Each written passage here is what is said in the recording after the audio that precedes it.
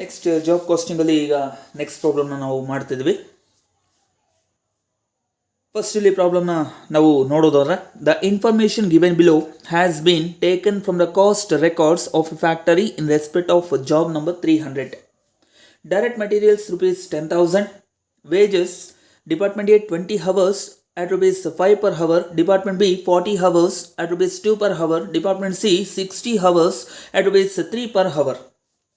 The variable overheads are as follows: Department A 2,000 for 500 hours, Department B 3,000 for 1,500 hours, Department C 5,000 for 5,000 hours.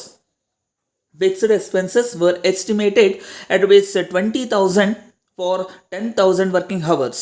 Calculate the cost of job number 300 and the price of the job to give a profit of 25% on the selling price ಅಂತ ಹೇಳ್ತಾ ಇದ್ದಾನೆ.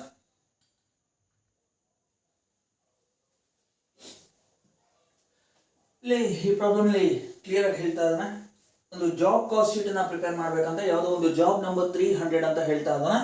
So ಹಾಗಾದ್ರೆ ನಾವು job cost sheet ನಾವು prepare ಮಾಡೋದಕ್ಕಿಂತ ಮುಂಚಿತವಾಗಿ ಕೆಲವೊಂದು details ಅವನು ಹೇಳ್ತಾ ಇದ್ದಾನೆ. ಡೈರೆಕ್ಟ್ ಮೆಟೀರಿಯಲ್ಸ್ ಕೊಟ್ಟಿದ್ದಾನೆ, ಮತ್ತೆ ವೇಜಸ್ ನ ಕೊಡ್ತಾ ಇದ್ದಾನೆ. ಸೊ ಇಲ್ಲಿ ಡಿಪಾರ್ಟ್ಮೆಂಟ್ ವೈಸ್ ವೇಜಸ್ ಎಷ್ಟು ಹವರ್ಸ್ಗೆ ಎಷ್ಟು ರುಪೀಸ್ ಪರ್ ಹವರ್ ಅನ್ನೋದನ್ನ ಕೊಡ್ತಾ ಇದ್ದಾನೆ. ಅಂಡ್ ಅದ್ರ ಜೊತೆಲಿ ವೇರಿಯಬಲ್ ಓವರ್ ಹೆಡ್ಸ್ ನ ಕೂಡ ಕೊಡ್ತಾ ಇದ್ದಾನೆ ಅಂಡ್ ಫಿಕ್ಸ್ಡ್ ಓವರ್ ಹೆಡ್ಸ್ ನ ಕೂಡ ಕೊಟ್ಟಿದ್ದಾನೆ. ಸೊ ಎಲ್ಲ ಡೀಟೇಲ್ಸ್ ನ ಬೇಸ್ ಆಗಿ ಇಟ್ಕೊಂಡು ಈಗ ನಾವು job cost sheet for job number 300 ನ ನಾವೀಗ ಪ್ರಿಪೇರ್ ಮಾಡ್ತಾ ಹೋಗ್ತೀವಿ. ಒನ್ ಪರ್ಟಿಕ್ಯುಲರ್ಸ್ 2 ಅಮೌಂಟ್ ಕಾಲಮ್ಸ್ ನ ಬರ್ಕೊಳ್ಳಿ. ದೆನ್ ನಿಮ್ಗೆ ಗೊತ್ತಿರೋ ಹಾಗೆ ಫಸ್ಟ್ ನೀವು ಇಲ್ಲಿ ಈ ಒಂದು ಪ್ರಾಬ್ಲಮ್ ನ ನೋಡೋದಾದ್ರೆ ಫಸ್ಟ್ ಏನ್ ಕೊಟ್ಟಿದ್ದಾನೆ, ಇಲ್ಲಿ ಜಾಬ್ ನಂಬರ್ 300 ಅಲ್ಲಿ ಪಾಯಿಂಟ್ ನಂಬರ್ 1 ಡೈರೆಕ್ಟ್ ಮೆಟೀರಿಯಲ್ಸ್ ಕೊಟ್ಟಿದ್ದಾನೆ. ಆ ಒಂದು ಡೈರೆಕ್ಟ್ ಮೆಟೀರಿಯಲ್ಸ್ ಅನ್ನ ನಾವು ಫಸ್ಟ್ ತಗೊಳ್ಬೇಕಾಗಿರತ್ತ. ದೆನ್ ಬರ್ಕೊಳ್ಳಿ ಡೈರೆಕ್ಟ್ ಮೆಟೀರಿಯಲ್ಸ್.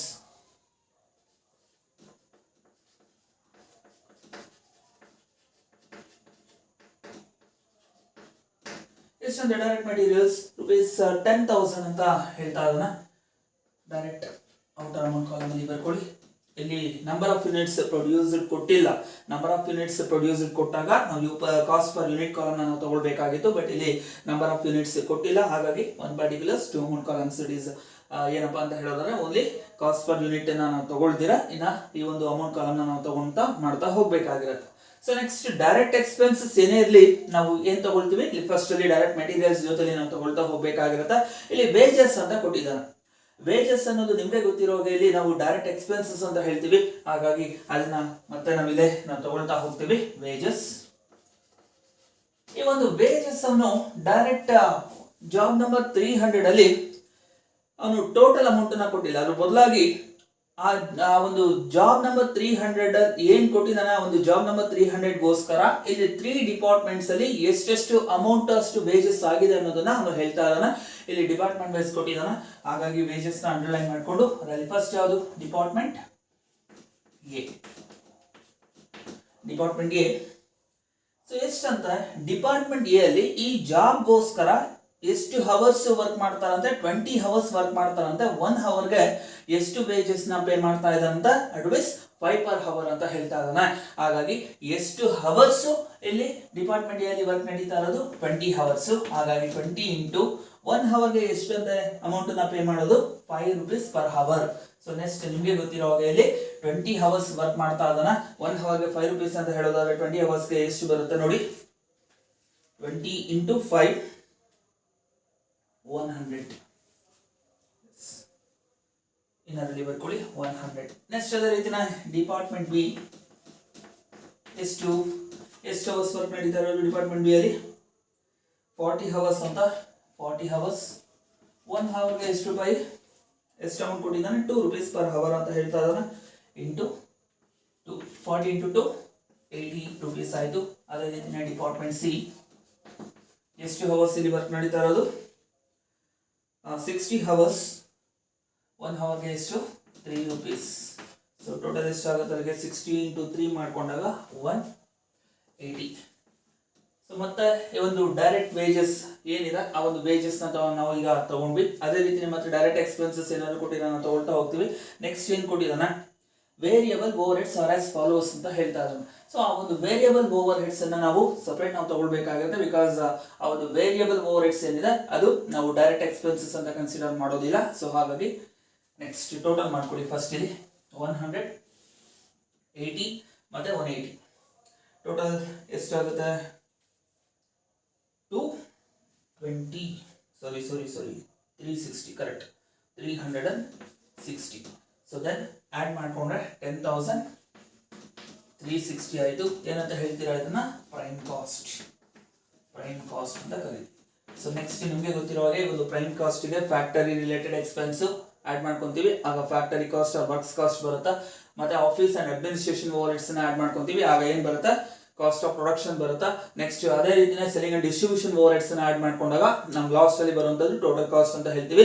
ಬಟ್ ಇಲ್ಲಿ ಫ್ಯಾಕ್ಟರಿ ಓವರ್ಹೆಡ್ಸ್, ಆಫೀಸ್ ಓವರ್ಹೆಡ್ಸ್ ಮತ್ತೆ ಸೆಲ್ಲಿಂಗ್ ಅಂಡ್ ಡಿಸ್ಟ್ರಿಬ್ಯೂಷನ್ ಓವರ್ಹೆಡ್ಸ್ ಅನ್ನ ಕೊಟ್ಟಿಲ್ಲ ಸಪರೇಟ್ ಆಗಿ. ಅದ್ರ ಬದಲಾಗಿ ಅವನು ಈ ಒಂದು ಟೋಟಲ್ ಈ ಒಂದು ಜಾಬಿಗೋಸ್ಕರನೇ ಈ ಎಲ್ಲಾ ಡಿಪಾರ್ಟ್ಮೆಂಟ್ ಈ ಎಲ್ಲಾ ಒಂದು ಆಫೀಸ್ ಆಗಿರ್ಬೋದು ಅಥವಾ ಈ ಒಂದು ಫ್ಯಾಕ್ಟರಿ ಆಗಿರ್ಬೋದು ಅಂಡ್ ಸೆಲ್ಲಿಂಗ್ ಅಂಡ್ ಡಿಸ್ಟ್ರಿಬ್ಯೂಷನ್ ಆಗಿರ್ಬೋದು, ಇದರಿಂದ ಎಲ್ಲ ಕೂಡ ಸೇರಿ ವೇರಿಯಬಲ್ ಓವರ್ಹೆಡ್ಸ್ ಎಷ್ಟಾಗಿದೆ ಅನ್ನೋದನ್ನ ಅವನು ಹೇಳ್ತಾ ಇದ್ದಾನೆ. ಸೊ ಹಾಗಾಗಿ ಇಲ್ಲಿ ನಾವು ಡೈರೆಕ್ಟ್ ಆ ಒಂದು ಎಕ್ಸ್ಪೆನ್ಸಸ್ ನಾವು ತಗೊಳ್ತಾ ಹೋಗ್ತೀವಿ.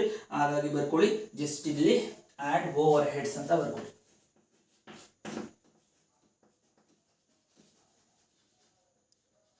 ಓವರ್ಹೆಡ್ಸ್ ಅಂಡರ್ಲೈನ್ ಮಾಡಿಕೊಂಡು ಇಲ್ಲಿ ಅವನು ಹೇಳಿಲ್ಲ, ಡಿವೈಡ್ ಮಾಡಿ ಕೊಟ್ಟಿಲ್ಲ ಫ್ಯಾಕ್ಟರಿ ಅಥವಾ ಆಫೀಸ್ ಸೆಲ್ಲಿಂಗ್ ಅಂಡ್ ಡಿಸ್ಟ್ರಿಬ್ಯೂಷನ್ ಅಂತ ಹೇಳ್ಬಿಟ್ಟು. ಸೊ ಹಾಗಾಗಿ ನಾವು ಅಸ್ಯೂಮ್ ಮಾಡ್ಕೊಳ್ಬೇಕಾಗಿರತ್ತೆ ಈ ಒಂದು ಓವರ್ಹೆಡ್ಸ್ ಏನಿದೆ ಆ ಮೂರು ಡಿಪಾರ್ಟ್ಮೆಂಟ್ ಅಲ್ಲಿ ಫ್ಯಾಕ್ಟರಿಯಲ್ಲಿ ಆಗುತ್ತೆ, ಮತ್ತೆ ಆಫೀಸಲ್ಲಿ ಕೂಡ ಆಗುತ್ತೆ ಅಂಡ್ ಸೆಲ್ಲಿಂಗ್ ಅಂಡ್ ಡಿಸ್ಟ್ರಿಬ್ಯೂಷನ್ ಅಲ್ಲಿ ಕೂಡ ಆಗುತ್ತೆ.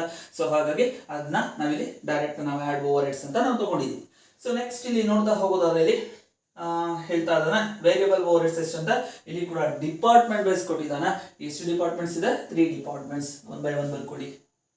ಡಿಪಾರ್ಟ್ಮೆಂಟ್ ಎ ಎಷ್ಟಂತ 2000 rupees ಆಗಿದೆ ಅಂತ ವೇರಿಯಬಲ್ ಓವರ್ಹೆಡ್ಸ್. ಎಷ್ಟು ಅವರ್ಸ್ ಗೆ? 500 hours ಗೆ.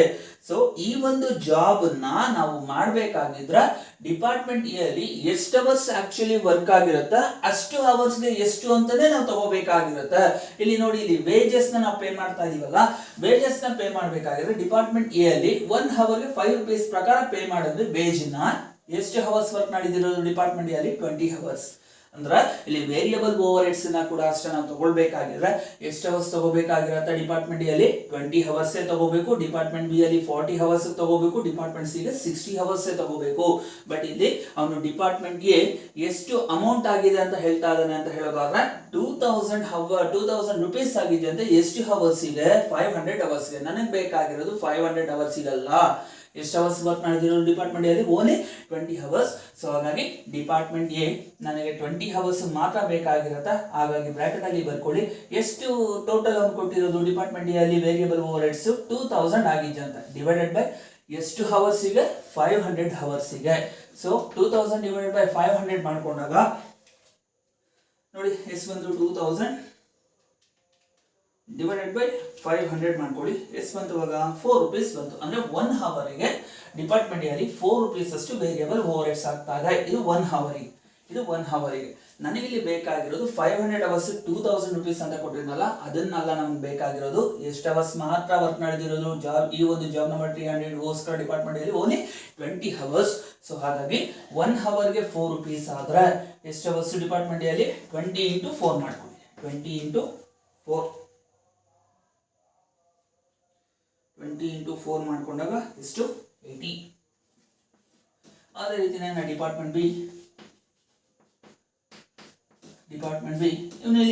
ಇಲ್ಲಿ ಕೂಡ ಅಷ್ಟೇ ಅಲ್ಲಿ 1 hour ಗೆ ಇಷ್ಟು ಅಂತ ಕೊಟ್ಟಿಲ್ಲ. ಅದರ ಬದಲಾಗಿ ವೇರಿಯಬಲ್ ಓವರ್ಹೆಡ್ಸ್ ಬಂದು ಡಿಪಾರ್ಟ್ಮೆಂಟ್ ಬಿ ಅಲ್ಲಿ 3000 rupees ಆಗಿದೆ ಅಂತ. ಎಷ್ಟು ಅವರ್ಸ್ ಗೆ? 1500 hours ಗೆ. ನನಗೆ ಬೇಕಾಗಿರೋದು ಏನು? ಎಷ್ಟು ಅವರ್ಸ್ ಬೇಕಾಗಿರೋದು? ಓನ್ಲಿ 40 hours ಗೆ. ಹಾಗಾಗಿ ನಾವೇನ್ ಮಾಡ್ತೀವಿ, ನಾವು ಪರ್ ಅವರ್ ಎಷ್ಟಾಗಿದೆ ವೇರಿಯಬಲ್ ಕಾಸ್ಟ್ ಡಿಪಾರ್ಟ್ಮೆಂಟ್ ಬಿ ಅಲ್ಲಿ ಅನ್ನೋದನ್ನ ಫೈಂಡ್ ಔಟ್ ಮಾಡ್ತೀವಿ. ಆಗ ಇಂಟು 40 hours ಬೇಕಲ್ಲ, ಅದನ್ನ ನಾವು ಫೈಂಡ್ ಔಟ್ ಮಾಡ್ಕೊಂತೀವಿ. ಸೊ ಹಾಗಾಗಿ ಎಷ್ಟು ಅವರ್ಸ್ ಅಂತ ಎಷ್ಟು rupees ಅಂತ? 3000 rupees ಫಾರ್ ಎಷ್ಟು ಅವರ್ಸ್ ಇದೆ? 1500. 3000 ಡಿವೈಡ್ ಬೈ 1500 ಮಾಡಿ. 3000 ಡಿವೈಡೆಡ್ ಬೈ 1500 ಮಾಡಿದಾಗ ಎಷ್ಟು ಬಂತು? 2 rupees ಬರುತ್ತೆ. 1 hour ಗೆ 2 rupees ಅಂತ. ಹಾಗಾಗಿ ಡಿಪಾರ್ಟ್ಮೆಂಟ್ ಬಿ ಅಲ್ಲಿ ಎಷ್ಟು ಅವರ್ಸ್ ಮಾತ್ರ ವರ್ಕ್ ಮಾಡಿದಿರುವಂತದ್ದು 40 hours ಆಗಿರೋದ್ರಿಂದ 40 into ಎಷ್ಟು? 40 into 2 ಎಷ್ಟಾಗುತ್ತೆ? 80 rupees ಬಂತು. 80 rupees ಆಗಿದೆ. ಡಿಪಾರ್ಟ್ಮೆಂಟ್ ಸಿ ಅಲ್ಲಿ ಅದೇ ರೀತಿ ನಾವು ಮಾಡ್ತಾ ಹೋಗ್ತೀವಿ. ಡಿಪಾರ್ಟ್ಮೆಂಟ್ ಸಿ ಇಲ್ಲಿ ಕೊಟ್ಟಿರ್ತಕ್ಕಂಥದ್ದು ಎಷ್ಟು ಅಂದ್ರೆ ಟೋಟಲ್ 5000 rupees ಆಗಿದಂತೆ. ಎಷ್ಟು ಅವರ್ಸ್ ಇದೆ? 5000 ಹವರ್ಸಿಗೆ ಅಂತ ಹೇಳ್ತಾ ಇದ್ದಾನೆ. ಹಾಗಾಗಿ 5000 ರುಪೀಸ್ 5000 ಡಿವೈಡ್ ಬೈ 5000 ಮಾಡ್ಕೊಳ್ಳಿ. 5000 ಡಿವೈಡ್ ಬೈ 5000 ಮಾಡ್ಕೊಂಡಾಗ 1 ಅವರ್ಗೆ ಎಷ್ಟು ಬಂತು? 1 ರೂಪಿ ಬಂತು. ಹಾಗಾದ್ರೆ 1 ಅವರ್ಗೆ 1 ರೂಪಿ ಆದರೆ ಎಷ್ಟು ಅವರ್ಸ್ ನಡೆದಿರೋದು ಡಿಪಾರ್ಟ್ಮೆಂಟ್ ಸಿ ಅಲ್ಲಿ ವರ್ಕು ಇಲ್ಲಿರುತ್ತೆ. ಇಲ್ಲಿ ವೇಜಸ್ ನ ಮಾಡ್ಕೊಂಡಿರ್ತೀರಲ್ಲ ಇಲ್ಲಿ ಇರುತ್ತೆ ನೋಡಿ. ಎಷ್ಟು ಅವರ್ಸ್? 60 ಅವರ್ಸ್. ಹಾಗಾಗಿ 60 into 1 ಎಷ್ಟಾಯಿತು? 60 ರುಪೀಸ್ ಆಯಿತು. ಸೊ ಮತ್ತೆ ಏನಾದರೂ ವೇರಿಯಬಲ್ ಓವರ್ಹೆಡ್ಸ್ ಬಂದರೆ ಏನಾದ್ರು ಬೇರೆ ಏನಾದ್ರು ಕೊಟ್ಟಿದ್ದಾನೆ ಒಂದ್ಸಲ ಕನ್ಫರ್ಮ್ ಮಾಡ್ಕೊಳ್ಳಿ. ಏನು ಇಲ್ಲ ಇಲ್ಲಿ ಇನ್ ಕೇಸ್ ಇದಿದ್ರೆ ನಾವು ತಗೊಳ್ತಾ ಇದ್ವಿ. ಸೊ ವೇರಿಯಬಲ್ ಓವರ್ಹೆಡ್ಸ್ ಅಲ್ಲೂ ಕೂಡ ಮುಗೀತು. ಮತ್ತೆ ಟೋಟಲ್ ಮಾಡಿ ಔಟರಲ್ಲಿ ಬರ್ಕೊಂಡಾಗ 260 220 ಎಸ್ 220 ರುಪೀಸ್ ಆಗುತ್ತೆ. ಹಾಗಾದರೆ 10,360ಗೆ 220 ಆ್ಯಡ್ ಮಾಡ್ಕೊಳ್ಬೇಕಾಗಿರುತ್ತೆ. 10,360 ಪ್ಲಸ್ 220 ಎಷ್ಟಾಯ್ತಪ್ಪ? 10,580 ಆಗುತ್ತೆ. 10,580 10,580 ಆಯಿತು. ಸೊ ಇಲ್ಲಿ ನೆಕ್ಸ್ಟ್ ನಾವಿಲ್ಲಿ ಸರ್ ಏನಂತ ಹೇಳಬೇಕಾಗಿರುತ್ತೆ ಸರ್ ಇಲ್ಲಿ ಅಂತ ಹೇಳೋದಾದ್ರೆ, ಇನ್ನು ಓವರ್ ಹೆಡ್ಸ್ ಅಲ್ಲಿ ಫಸ್ಟ್ ಏನನ್ನ ತಗೊಂಡಿದ್ದೀಗ ಓನ್ಲಿ ವೇರಿಯಬಲ್ ಓವರ್ ಹೆಡ್ಸ್ ಮಾತ್ರ ತಗೊಂಡು ಕರೆಕ್ಟಾ. ಸೊ ಹಾಗಾಗಿ ಒಂದು ಕೆಲಸ ಮಾಡಿ, ಇಲ್ಲೇ ಬ್ರಾಕೆಟ್ ಆಗಿ ಬರ್ಕೊಂಬಿಡಿ. ಫಸ್ಟ್ ಇಲ್ಲಿ ನಾವು ತಗೊಂಡಿರುವಂಥದ್ದು ಇಲ್ಲಿ ಬರ್ಕೊಳ್ಳಿ ವೇರಿಯಬಲ್ ಓವರ್ ಹೆಡ್ಸ್. ಇಲ್ಲಿ ವೇರಿಯಬಲ್ ಓವರ್ ಹೆಡ್ಸ್ ತಗೊಂಡಿರೋದು ನಿಮಗೆ ಗೊತ್ತಿರೋ ಹಾಗೆ ಇಲ್ಲಿ ಈ ಒಂದು ಪ್ರಾಬ್ಲಮ್ ಅಲ್ಲಿ ಈ ಒಂದು ಜಾಬಿಗೋಸ್ಕರ ಫಿಕ್ಸೆಡ್ ಓವರ್ ಹೆಡ್ಸ್ ಹಾಗಿದ್ದು ಅಂತ, ಹಾಗಾಗಿ ಆ ಒಂದು ಡೀಟೇಲ್ಸ್ ಕೂಡ ಅವನು ಕೊಡ್ತಾ ಇದ್ದಾನೆ. ಅದನ್ನ ಕೂಡ ನಾವು ಮಸ್ಟ್ ಅಂಡ್ ಶುಡ್ ಬರ್ಕೊಳ್ಳೇಬೇಕು. ಹಾಗಾಗಿ ಮತ್ತೆ next line add fixed overheads ಅದನ್ನ ಅಂಡರ್ಲೈನ್ ಮಾಡಿಕೊಂಡು ಫಿಕ್ಸೆಡ್ ಓವರ್ ಹೆಡ್ಸ್ ಏನು ಕೊಟ್ಟಿದ್ದಾನೆ ನೋಡ್ತಾ ಹೋಗೋದಾದ್ರೆ ಇಲ್ಲಿ ನಿಮಗೆ ಗೊತ್ತಿರೋ ವೇರಿಯಬಲ್ ಓವರ್ ಹೆಡ್ಸ್ ಕಾನ್ಸ್ಟೆಂಟ್ ಆಗಿರೋದಿಲ್ಲ, ಚೇಂಜ್ ಆಗ್ತಾ ಇರುತ್ತೆ, ವೇರಿ ಆಗ್ತಾ ಇರುತ್ತೆ. But fixed overhead constant ಆಗೇ ಇರುತ್ತೆ. ಸೊ ಇಲ್ಲಿ ಯಾವುದೇ ಡಿಪಾರ್ಟ್ಮೆಂಟ್ ಆಗ್ಬೋದು, ಫಿಕ್ಸೆಡ್ ಓವರ್ ಹೆಡ್ಸ್ ಏನಾಗಿರುತ್ತೆ ಕಾನ್ಸ್ಟೆಂಟ್ ಆಗಿರುತ್ತೆ ಅಂತ ಹೇಳಿದ್ನಲ್ಲ. ಸೊ ಇಲ್ಲಿ ಫಸ್ಟ್ ಇಲ್ಲಿ ಬನ್ನಿ ಪ್ರಾಬ್ಲಮ್ ನೋಡೋದಾದ್ರೆ ಇಲ್ಲಿ fixed expenses var estimated at rupees 20,000 for 10,000 working hours ಅಂತ ಹೇಳ್ತಾ ಇದ್ದಾನೆ ಕರೆಕ್ಟಾ. ಸೊ ಅದರಲ್ಲಿ ಡಿಪಾರ್ಟ್ಮೆಂಟ್ ಏನು 3 ಡಿಪಾರ್ಟ್ಮೆಂಟ್ ಇದೆ, ಆ 3 ಡಿಪಾರ್ಟ್ಮೆಂಟ್ ಅಲ್ಲಿ ನಮಗೆ ಇಲ್ಲಿ fixed overheads per hour ಏನಿದೆ ಅದು ಚೇಂಜ್ ಆಗೋದಿಲ್ಲ, ಅದು ಒಂದೇ ರೀತಿಯಾಗಿರುತ್ತೆ. ಬಟ್ ಇಲ್ಲಿ ವೇರಿಯಬಲ್ ಓವರ್ ಹೆಡ್ಸ್ ಏನಾಗುತ್ತೆ ಚೇಂಜ್ ವೇರಿ ಆಗ್ತಾ ಇರುತ್ತೆ. ಬಟ್ ಈ fixed overheads it may be department A ಆಗ್ಬೋದು, ಡಿಪಾರ್ಟ್ಮೆಂಟ್ ಬಿ ಆಗ್ಬೋದು, ಡಿಪಾರ್ಟ್ಮೆಂಟ್ ಸಿ ಆಗ್ಬೋದು, ಅಲ್ಲಿ ಏನೇನು ವರ್ಕ್ ನಡೆದಿರುತ್ತೆ ಆ ಒಂದು ವರ್ಕಿಂಗ್ ಅವರ್ಸ್ ಚೇಂಜ್ ಆಗಿರುತ್ತೆ, ಚೇಂಜಸ್ ಇರುತ್ತೆ. ಬಟ್ ಇಲ್ಲಿ fixed overhead per hour ಏನಿರುತ್ತೆ ಅದು ಚೇಂಜ್ ಆಗೋದಿಲ್ಲ. ಸೊ ಇಲ್ಲಿ ವೇಜಸ್ ನೋಡಿ, ಡಿಪಾರ್ಟ್ಮೆಂಟ್ ಎ ಅಲ್ಲಿ 5 ರೂಪೀಸ್ ಅಂತ ಕೊಟ್ಟಿದ್ದ ವೇಜಸ್, ಮತ್ತೆ 2 ರೂಪೀಸ್ ಅಂತ ಕೊಟ್ಟಿದ್ದ, 3 ರೂಪೀಸ್ ಅಂತ ಕೊಟ್ಟಿದ್ದ. ಅದೇ ರೀತಿ ವೇರಿಯಬಲ್ ಓವರ್ ಹೆಡ್ಸ್ ತಗೋಬೇಕಾದ್ರೆ ಇಲ್ಲಿ 4 ರೂಪೀಸ್ ಬಂತು, 2 ರೂಪೀಸ್ ಬಂತು, 1 ರೂಪಿ ಬಂತು. ಅಂದ್ರೆ ಈ ವೇರಿಯಬಲ್ ಓವರ್ ಹೆಡ್ಸ್ ಏನಾಗುತ್ತೆ ಚೇಂಜಸ್ ಆಗುತ್ತೆ, ಅಂದ್ರೆ ಕಾನ್ಸ್ಟೆಂಟ್ ಆಗಿ ಇರೋದಿಲ್ಲ. ಬಟ್ ಫಿಕ್ಸೆಡ್ ಓವರ್ ಹೆಡ್ಸ್ 1 ಅವರಿಗೆ ಎಷ್ಟು ಬಂದಿರುತ್ತೆ ಅದು ಡಿಪಾರ್ಟ್ಮೆಂಟ್ ಎ ಅಲ್ಲಿ ಅಷ್ಟೇ ಇರುತ್ತೆ, ಡಿಪಾರ್ಟ್ಮೆಂಟ್ ಬಿ ಅಲ್ಲಿ ಅಷ್ಟೇ ಇರುತ್ತೆ, ಡಿಪಾರ್ಟ್ಮೆಂಟ್ ಸಿ ಅಲ್ಲಿ ಅಷ್ಟೇ ಇರುತ್ತೆ. ಸೊ ಹಾಗಾಗಿ ಇಲ್ಲಿ 1 ಅವರ್ಗೆ ಕೊಟ್ಟಿಲ್ಲ, ಅಥವಾ ಡಿಪಾರ್ಟ್ಮೆಂಟ್ ಎ ಅಲ್ಲಿ 20 ಅವರ್ಸ್ಗೆ ಇಷ್ಟು ಅಂತ ಹೇಳಿಲ್ಲ, ಡಿಪಾರ್ಟ್ಮೆಂಟ್ ಬಿ ಅಲ್ಲಿ 40 ಅವರ್ಸ್ಗೆ ಇಷ್ಟು ಅಂತ ಹೇಳಿಲ್ಲ, ಡಿಪಾರ್ಟ್ಮೆಂಟ್ ಸಿ ಅಲ್ಲಿ 60 ಅವರ್ಸ್ಗೆ ಇಷ್ಟು ಅಂತ ಹೇಳಿಲ್ಲ. ಅದರ ಬದಲಾಗಿ ಅವನು ಕ್ಲಿಯರ್ ಆಗಿ ಹೇಳ್ತಾ ಇದ್ದಾನೆ ಫಿಕ್ಸೆಡ್ ಓವರ್ ಹೆಡ್ಸ್ 20,000 ರೂಪೀಸ್ ಆಗಿದ್ದು ಅಂತ ಎಷ್ಟು ವರ್ಕಿಂಗ್ ಅವರ್ಸ್ ಇದೆ 10,000 ವರ್ಕಿಂಗ್ ಅವರ್ಸ್ ಇದೆ. ಹಾಗಾಗಿ ನಾವೇನ್ ಮಾಡ್ತೀವಿ 1 ಅವರ್ಗೆ ರೇಟ್ ಪರ್ ಅವರ್ ಎಷ್ಟು ಅನ್ನೋದನ್ನ ನಾವು ಫಸ್ಟ್ ಕ್ಯಾಲ್ಕುಲೇಟ್ ಮಾಡ್ಕೊಂತಾ ಹೋಗ್ತೀವಿ. ಸೊ ಹಾಗಾಗಿ ಬ್ರಾಕೆಟ್ ಅಲ್ಲಿ ಬರ್ಕೊಳ್ಳಿ ಫಿಕ್ಸೆಡ್ ಓವರ್ ಹೆಡ್ಸ್ ಎಷ್ಟು 20,000 ಎಸ್ 20,000 ರೂಪೀಸ್ ಅಂತ ಎಷ್ಟು ಅವರ್ಸ್ ಇದೆ ಡಿವೈಡೆಡ್ ಬೈ 10,000 ಅವರ್ಸ್ ಮಾಡಿ ಎಷ್ಟು ಬಂತು. ಅವಾಗ 20,000 ಡಿವೈಡೆಡ್ ಬೈ 10,000 ಮಾಡ್ಕೊಂಡಾಗ 2 ರೂಪೀಸ್ ಬಂತು. ಕರೆಕ್ಟ್ 2 ರೂಪೀಸ್ ಬಂತು. ಇದು 2 ರೂಪೀಸ್ ರೇಟ್ ಪರ್ ಅವರ್.